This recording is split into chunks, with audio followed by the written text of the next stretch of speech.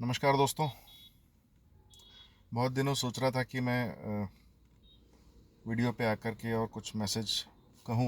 दिल के अंदर बहुत बातें इकट्ठी हो रखी थी, बट समय नहीं मिल पा रहा था, मैं बोल नहीं पा रहा था। अभी जो ये अरावली का मुद्दा है, इसने तो मतलब मजबूर कर दिया कि कुछ आकर के बोलें और कोशिश करें कि हमारी आवाज़ जो है सरकार के बहरे कानों तक। आई होप कि वो इतने बहरे भी नहीं होंगे कि हमारी किसी की आवाज़ वहाँ पहुँचे नहीं। सरकार ने जो ये परिभाषा तय करी है कि अरावली की जो पहाड़ हैं वो 100 मीटर से जो छोटे हैं, कम हाइट के हैं, वो पहाड़ नहीं, अरावली में नहीं गिने जाएंगे। तो उसका मतलब ये होगा कि अगर वो अरावली में नहीं गिने जाएंगे तो आप आराम से जो है किसी को भी खनन के लिए या किसी और उपयोग के लिए उन पहाड़ों को दे दिया करेंगे या देना शुरू हो जाएगा।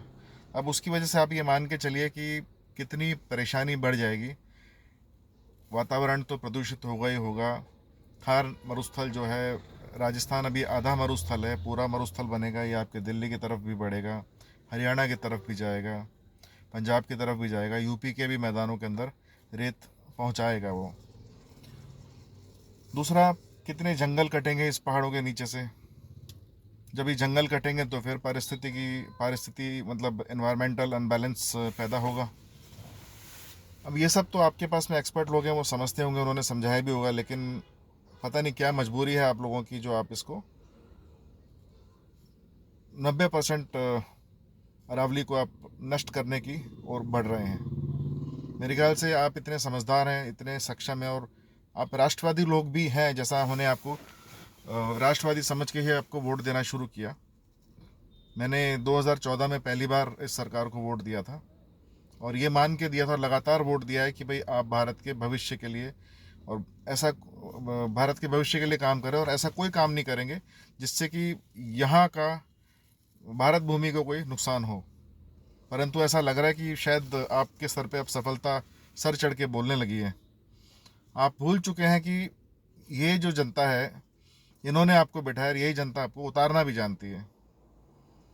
तो हम नहीं चाहते कि इतनी अच्छी सरकार, मजबूत सरकार जो है, उतर जाए। आप कोशिश करें इस प्रकार के निर्णय ना लें इसको। ये जो आपने 100 मीटर हाइट वाला अरावली का निर्णय लिया है, इसको आप बदलें। इसमें कुछ व्यवस्था बिठाएं कि किसी का काम ना रुके। और कोशिश ये कर देखिए, पहाड़ अरबों सालों से बने हैं, और आप नष्ट करने में इनको 10-15 साल नष्ट लगा के 10-15 साल में इनको आप नष्ट कर देंगे, फिर क्या दोबारा ये पहाड़ बन पाएंगे?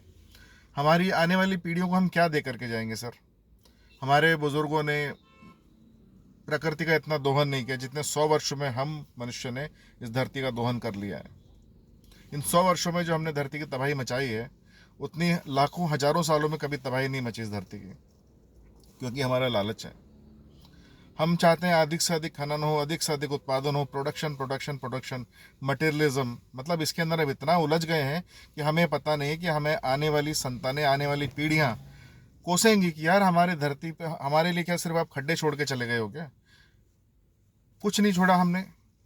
ये पहाड़ हैं, आसमान से, वातावरण से ये लोग नमी सोखते हैं। नमी सोख करके अंदर जो नमी होती है, वो धीरे धीरे नदियों के स्रोत के रूप में इनसे फूटती है बाहर।